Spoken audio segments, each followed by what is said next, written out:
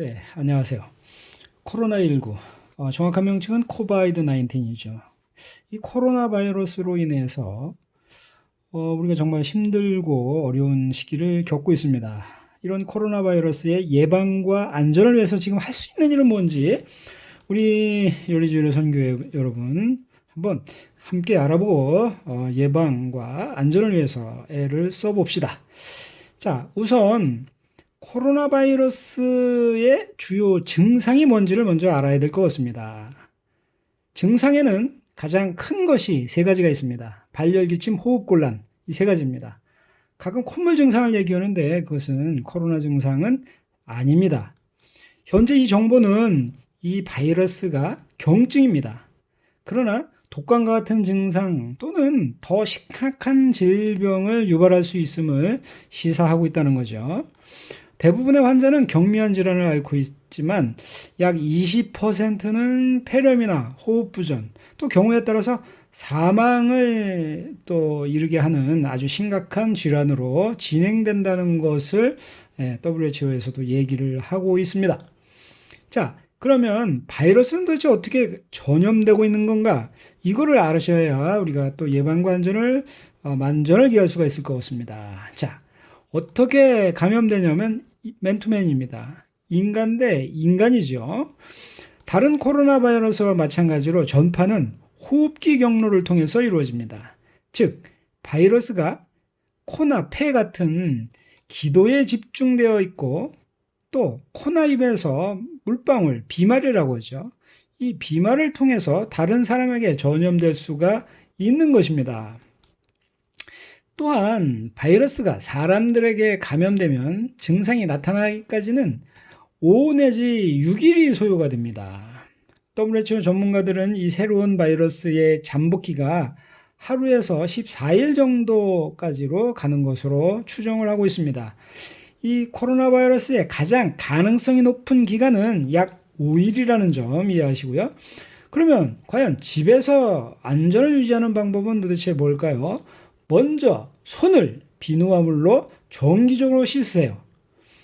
또한 가능하면 알코올 성분 소독제로 닦으시는 게 좋습니다. 우리 질병관리당국에서도 소독제에는 적어도 60%의 알코올이 함유된 것을 사용해라 라고 얘기하고 있습니다. 65% 이상이면 더 좋습니다만 미니멈으로 60%를 쓰시는 게 좋겠습니다. 또 비눗물로 손 씻기 할 때는요, 최소한 20초 동안 손을 꼭 닦아 주셔야 됩니다. 또한 주방 시트나 책상 같은 표면은 소독제로 정기적으로 청소를 해 주셔야 될 것 같습니다. 그리고 무엇보다도 정확하게 그 WHO에서 또 질병관리본부에서 말하는 그러한 정보를 가지고 계셔야 됩니다. 어떤 분들은 유튜브에 여러 가지 동영상을 보시면서 이렇게 정보를 확보하시려고 하는데 강의 자료 역시 WHO나 질병관리본부 또 전문가들이 하는 그러한 유튜브를 보시는 것이 좋겠다고 강조를 드립니다. 자, 외출 시의 안전을 유지하는 방법은 뭘까요? 붐비는 지역을 피하시는 게 당연합니다. 특별히 60세 이상 되시는 분들은 근본적인 건강 문제를 더욱 주의하셔야 될 것 같습니다. 기침과 재채기를 하시는 그런 분들, 또 감기나 독감 같은 유사 증세를 보이는 분들과 접촉을 피하십시오. 직장과 학교에서 안전을 유지하는 방법은 뭘까요? 전화기 또는 컴퓨터, 키보드와 같이 지속적으로 사용되는 그런 작업 도구들의 표면과 물체를 정기적으로 청소하셔야 됩니다. 그 다음에 사회적 거리두기 우리가 강조하고 있는데 사회적 거리두기를 반드시 유지하시는 것이 좋습니다. 또한 손을 비누와 물로 정기적으로 씻거나 소독제로 사용하시는 것은 어디서나 마찬가지입니다. 그리고 환기가 잘 안 되는 곳에 모이지 말아야 될 것입니다. 또한 여행을 하는 동안에 안전을 유지하는 방법이 또 뭘까 생각을 해봐야 되지 않습니까? 자, 여행을 하는 동안 정기적으로 손을 씻으십시오. 또 정기적으로 씻을 수 없다면 자주 손을 씻을 수 있도록 소형 소독제를 휴대하십시오. 기침이나 재채기를 하는 사람들과는 최소한 1m 이상의 거리를 유지하라는 거죠. 이것도 역시 사회적 거리두기라 이렇게 말할 수가 있습니다. 또 현지 당국의 여행 권고에 따라야 됩니다.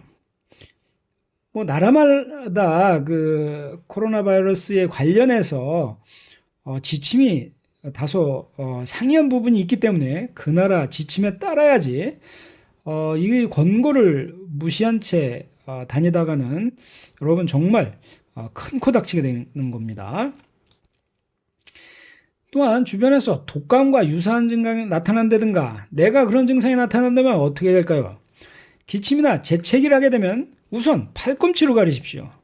또 티슈로 가리고 이렇게 티슈를 사용했다면 즉시 폐기하고 손을 씻으셔야 됩니다. 몸이 계속 불편하거나 하면은 집에 가서 의사나 지역 보건소에 전화를 해서 어떻게 해야 될지 통제를 받아야 됩니다. 열이 30도 미만일 경우에는 우선 해열제를 복용하시면서 2, 3일 지켜보시는 것이 좋습니다. 그러나 열이 갑자기 37도 5에서 38도가 넘어가기 시작하면 우선 병원으로 가기보다 1339에 전화를 해서 통제를 따라서 행동하셔야 됩니다. 왜냐하면 내가 확진자가 된다면 나로 인해서 감염될 수가 있기 때문에 병원으로 직접 가지 말고 1339로 전화해서 질병통제본부에 또 보건소에 조치에 따라줘야 한다는 겁니다. 자, 그런데 집에 있다가 갑자기 호흡곤란이 발생하면 어떻게 될까요? 물론 1339에 전화를 해야 되지만 너무나 급할 경우에는 119에다 연락을 해서 조치를 받으십시오. 또 아플 경우에는 집에 계시는 것이 당연합니다. 집에서도 다른 사람과 별도로 먹고 자고 또 식기 역시 또 조리하는 칼도 다르게 사용하셔야 됩니다. 독감과 유사한 증상이 있고 여행을 고려 중인 분들은 또 여행에서 방금 돌아온 분들은 어떻게 해야 될까요? 열이나 기침이 있는 사람은 여행을 피해야 됩니다. 그리고 만약에 비행 중에 증상이 나타났다면 승무원에게 우선 알려서 조치를 해야 되고 그 다음에 공항에 도착하게 되면 반드시 검역관에게 연락하셔서 검역관에게 내가 다닌 장소들을 반드시 알려주셔야 됩니다. 자, 정말 어떤 경우에 내가 격리될 수도 있습니다. 또는 내가 불안할 때 스스로 자가격리를 해야 될 때도 있습니다. 이렇게 돼도 당황하지 말고 준비를 하면 됩니다. 만약에 당신이나 또 친구나 가족들이 처방약을 복용하고 있는데 격리를 해야 된다면 이것은 도와줘야죠. 처방약을 최소한 4주가량 충분히 처방을 받을 수 있도록 도와주시고 또 음식과 기타 필수품이 부족하지 않게 왜 계속 나가서 돌아다닐 수가 없지 않습니까? 그 다음에 또 혼자 살거나 그럴 경우엔 애완동물을 잊지 마시고 애완동물의 먹이도 또 잘 챙기셔야 됩니다. 그 다음에 추가 공중보건을 체크하셔야 됩니다. 질병관리본부의 통제를 실시간 청주할 수 있는 그런 준비를 하십시오. 핸드폰에 라디오 앱을 설치한다든가 해서 라디오를 지속적으로 청취할 수 있다든가 하는 조치와 또 질병관리본부의 안내지침서 같은 거, 그 다음에 지역사회 지침, 마스크를 구할 수 있는 약국이나 또 우체국 이러한 것을 확인해 두셔야 됩니다. 그 다음에 확진 위험 지역에 대한 앱을 설치해서 활용하는 것도 좋습니다.